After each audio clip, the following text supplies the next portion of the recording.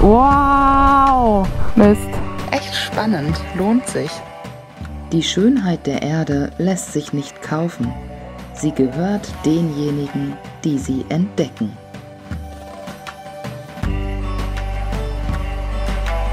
Nachdem wir gestern rein zufällig auf einem fantastischen Offroad-Track im Westen Sardiniens gelandet sind, Perfekt. Cool, thanks. Have a good ride. Cool. haben wir heute große Pläne für weitere Sand- und Schotterwege abseits befestigter Straßen. Angenehm, sehr angenehm. Ein besonderer Ort lässt uns jedoch kläglich versacken und macht all unsere Pläne zunichte. Ich möchte sagen, dass es wunderschön ist, morgens aufzuwachen und die Vögel zu hören, die Sonne aufgeht zu sehen und von einer Rentierherde fast überrannt zu werden, während man im Zelt liegt. Das war so eine Rehherde, glaube ich, oder Wildschweine. Und ich muss dazu sagen, Milch, die man im Tankrucksack mit sich herumfährt, während es warm ist und das Motorrad geschüttelt wird, flockt. Die Erkenntnisse des gestrigen Tages.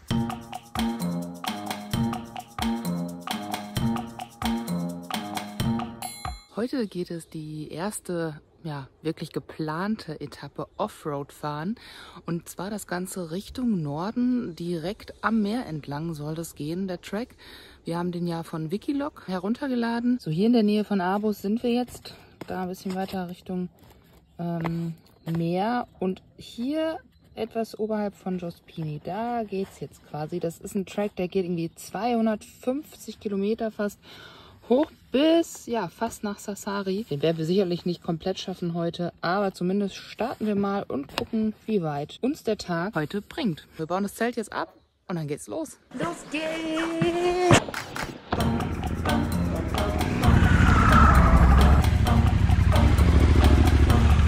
Vom Campingplatz runter und der Track ist direkt hier. Ich mache nochmal eben hier meine Traction Control out. Da geht's lang.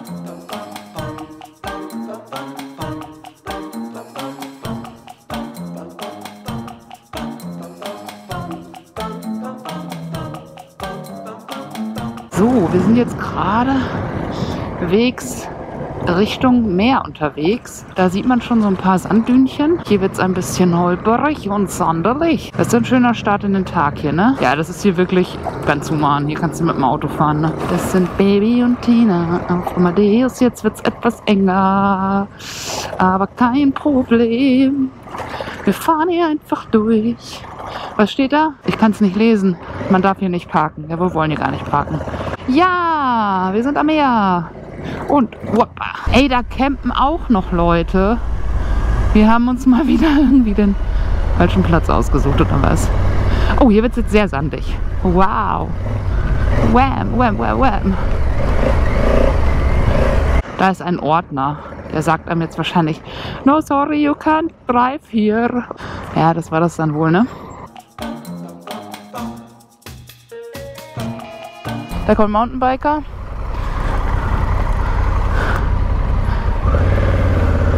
Los geht's.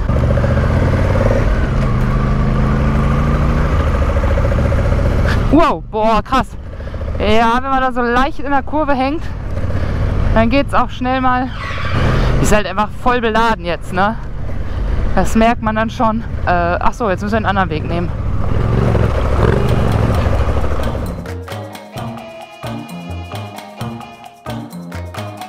Sehr schöner Weg hier. Ich sitze mit dem Arsch auf meiner Tasche hinten drauf. Mein Laptop lässt grüßen in der Kuchenform. Spoiler, Laptop und Kuchenform haben den Ritt überlebt. Plötzlich versperrt eine ziemlich große Pfütze den Weg. Oh, So. das ist schön. Los geht's. War trotzdem ein bisschen recht.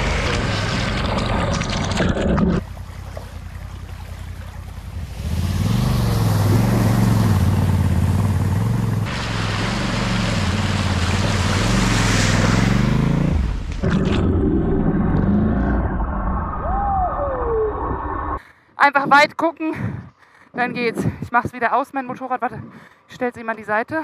Oh, scheiße. Wo ist das hier? Warte. Oh, Kacke. So.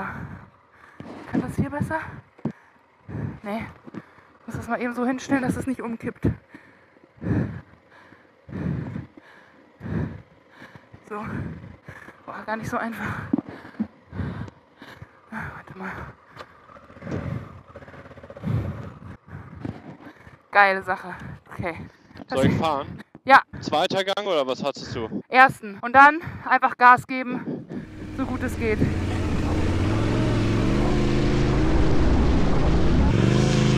Sehr gut, sehr gut, sehr gut. Ja. Boah, bin ich krass, ey. Geil.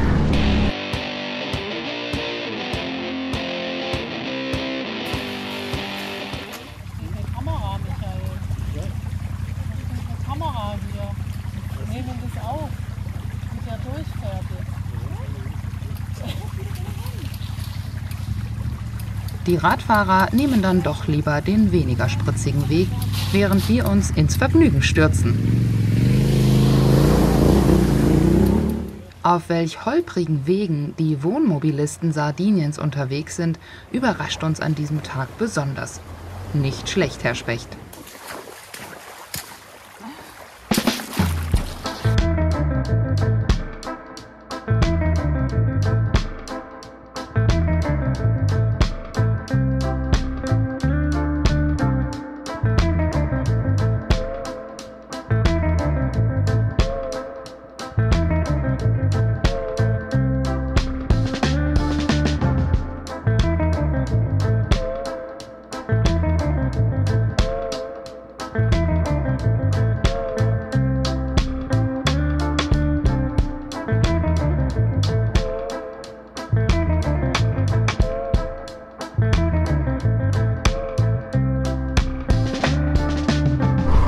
Achtung, Gefahr.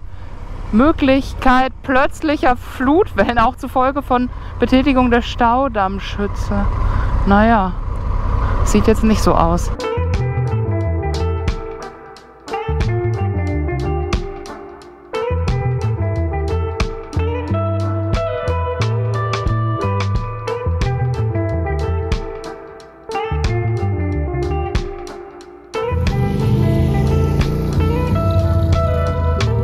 Schöner Blick hier nochmal. Von oben, da unten waren wir ja gerade da. Oh, der Weg ist auch ein bisschen besandet. Da muss man gucken an den Seiten. Jo, hier ist jetzt richtig Sand. Aber nur ein Stück, ne? Die haben sich auch hier gemütlich gemacht an einem tollen Platz. Der wilde, grüne Westen Sardiniens ist aus touristischer Sicht die eher beschauliche Seite der Insel. Dafür punktet diese umso mehr mit kraftvollen Naturschauspielen wie spektakulären Klippen und Felsformationen sowie riesigen Lagunen und Schutzräumen für viele bedrohte Vogelarten. Es ist viel weniger los als auf der anderen Seite der Insel. Wilder, weniger los und irgendwie, also uns gefällt es hier definitiv besser von dem, was wir bis jetzt gesehen haben. Aber es ist wirklich toll hier, ne? Also ganz viele Möglichkeiten auch runterzufahren. Ja, hier hat sich dann doch nochmal die Natur wirklich gewandelt, wenn man hier so den Strand betrachtet. Hier sind die ganzen Sanddünen.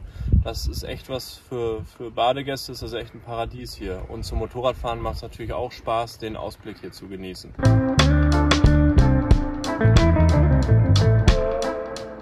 Hier sind dann auch so Hotelbauten oder ist das alles verlassene Ruine?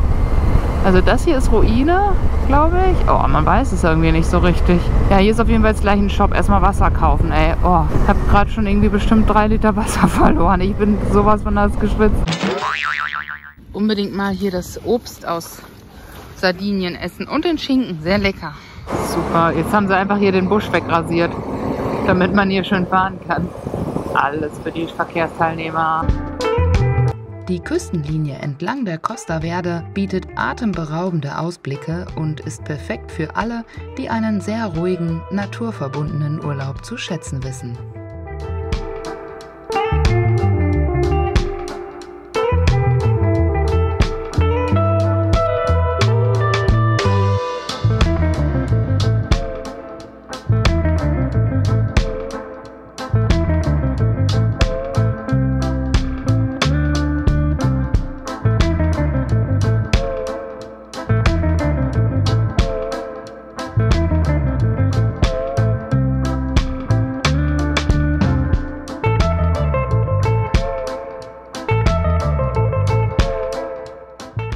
Als wir so an der Küste entlang dümpeln, jederzeit bereit, der nächsten Abfahrt ins Gelände zu folgen, begegnet uns der Ort Torre dei Corsari. Und es ist um uns geschehen. Die Schönheit dieses kleinen, idyllischen Städtchens hat magnetische Anziehungskraft. Und plötzlich erscheint uns die Hitze des Tages viel zu hoch für weitere Offroad-Aktivitäten. Hier schauen wir jetzt mal uns nach einem Hotelski um. Und werden schnell fündig. Im Hotel Trinità dei Corsari zahlen wir nur 50 € für das Zimmer für eine Nacht plus 2,50 € Kurtaxe pro Person. Ja, das Zimmer inklusive Frühstück gibt es außerhalb der Hauptsaison wohl nicht. Also haben wir uns das jetzt im Market nebenan geholt. Was man auf jeden Fall hier testen sollte, ist die frisch abgeschnittene Wurst, die man in den Markets kaufen kann. Die ist so stark geschmacklich und sehr, sehr aromatisch. Also Fleisch und sowas können die hier echt richtig gut. Genauso wie Käse. Wir machen uns heute einen richtigen Chili-Vanilli-Ruhetag und haben gerade festgestellt, dass es hier ein richtig schöner Ort ist, wenn man Ruhe mag. Wenn man hier im Zimmer liegt, ist es wirklich komplett still. Das Einzige, was man halt hört, ist hier, was so im Haus passiert. Ansonsten draußen die Vögel, heute Nacht ein bisschen die Mücken. Das ist wirklich sowas, was ich so entspannend finde, diese Ruhe, dieses wirklich mal in so einem kleinen Dörfchen zu sein und einfach das Leben hier so ein bisschen mitzubekommen. Der Name Torre dei Corsari bedeutet auf Deutsch Piratenturm und meint einen Genueser- oder Sarazenenturm, von dem die Siedlung ihren Namen hat. Sarazenentürme sind kleine, meist runde Signaltürme, die von den Genuesern oder Pisanern während ihrer Herrschaft über Korsika und Sardinien an allen Küsten der Insel zum Schutz errichtet wurden. Solche Türme gibt es hier echt überall auf der Insel, ganz verstreut, vor allem an der Küste. Von dort aus wurde damals die Insel gesichert, geguckt, ob irgendwo Angreifer kommen und dann entsprechend Alarm gegeben, wenn es so war. Die nordafrikanischen Sarazenen plünderten und zerstörten Küstenorte, töteten die Bevölkerung oder bot sie auf Sklavenmärkten an. So ein Turm ist ca. 12 bis 17 Meter hoch und an seiner Basis 8 bis 10 Meter dick. In Sichtkontakt zueinander gebaut, konnte von dort aus mit Kanonenschüssen oder Feuersignalen telegrafiert werden. Da sieht man mal, was so ein Gemäuer für eine Dicke hat. Also hier quasi bis da ist das Fenster, also die Mauer vorm Fenster, und dann geht es hinter dem Fenster noch weiter rein. Also alles von Hand verputzt und gemüht. Schöne Maurerarbeit. Das Ganze mit Steinen, die hier wahrscheinlich einfach aus den Felsen rausgebrochen wurden und dann mit Lehm verputzt. Also auf jeden Fall gibt es hier eine Menge Überbleibsel aus vergangenen Zeiten. Und die kleinen Eidechsen sind hier auch wieder am Start und gucken sich die Gegend an. So wie wir.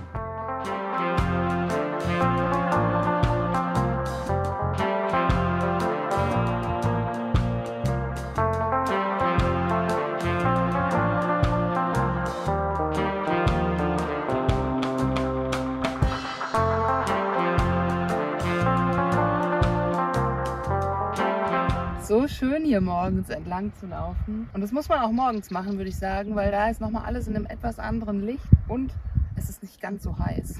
Ja, wirklich, Temperatur ist echt super angenehm gerade. Perfekt für T-Shirt, kurze Hose, ohne dass man schwitzt. Ja. Und trotzdem ist die Sonne wohlig warm auf der Haut. Ja, wie ist es, Leute, wenn ihr im Sommer hier seid? Dann schmilzt man doch voll weg, oder? Also mir wäre das, glaube ich, zu heiß. Mitte Oktober, perfekt, aber selbst zum Motorradfahren gestern, boah. Wenn man Offroad fährt, komplett nass geschwitzt, richtig anstrengend, so wow. Das Wasser hier sieht ja richtig crazy aus. Hier sind unten richtig so Blöcke, Felsblöcke. Wow, man kann auch richtig, das ist auch sehr, sehr klar, ne? Oh, hier ist bestimmt schön zu schwimmen.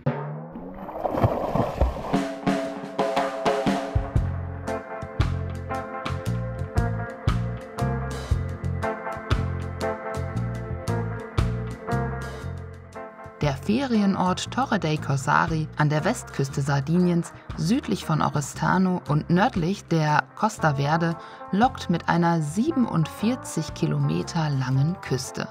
Fantastisch.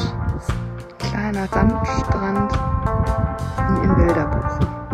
Nördlich davon liegt ein militärisches Sperrgebiet, was von Oktober bis Juni von der NATO zu Übungsflügen genutzt wird. Davon haben wir hier Mitte Oktober allerdings nichts mitbekommen. Ganz im Gegenteil. Was wir hier erleben, ist ein Paradies aus feinem Sand, glasklarem Wasser und Karibik-Feeling. Angenehm, sehr angenehm. Oh, hier ist eine ganze Amme. Guck mal hier. Kaum die Füße im Wasser, schon sammelt sich ein Trupp von kleinen Fischlein und tümmeln sich darum, als wenn sie die Gesellschaft von Füßen besonders mögen. Die laufen mit einfach, ne? Mhm.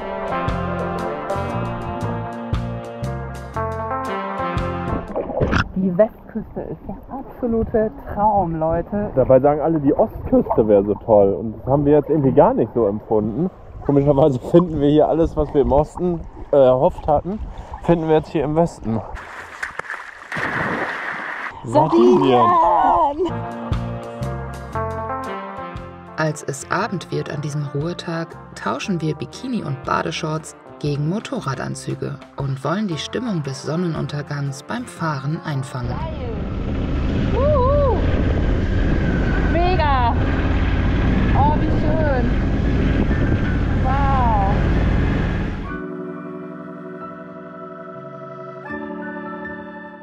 Jetzt, wo die Dunkelheit so langsam hereinbricht, werden auch die Temperaturen angenehmer, sodass man nicht das Gefühl hat, auf dem Bike davon zu schmelzen. Wenn ich so einen traumhaften Ort finde, stelle ich mir immer vor, wie es wäre, hier zu leben. Die Lebenshaltungskosten auf Sardinien sind im Vergleich zum italienischen Festland relativ niedrig, insbesondere was Wohnraum und Lebensmittel betrifft. Aber ob man die Schönheit eines solchen Ortes wohl noch sieht, wenn man sie jeden Tag des Jahres vor der Nase hat?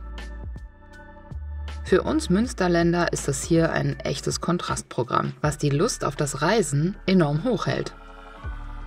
Die Abwechslung macht's. Denn das macht das Leben bunt.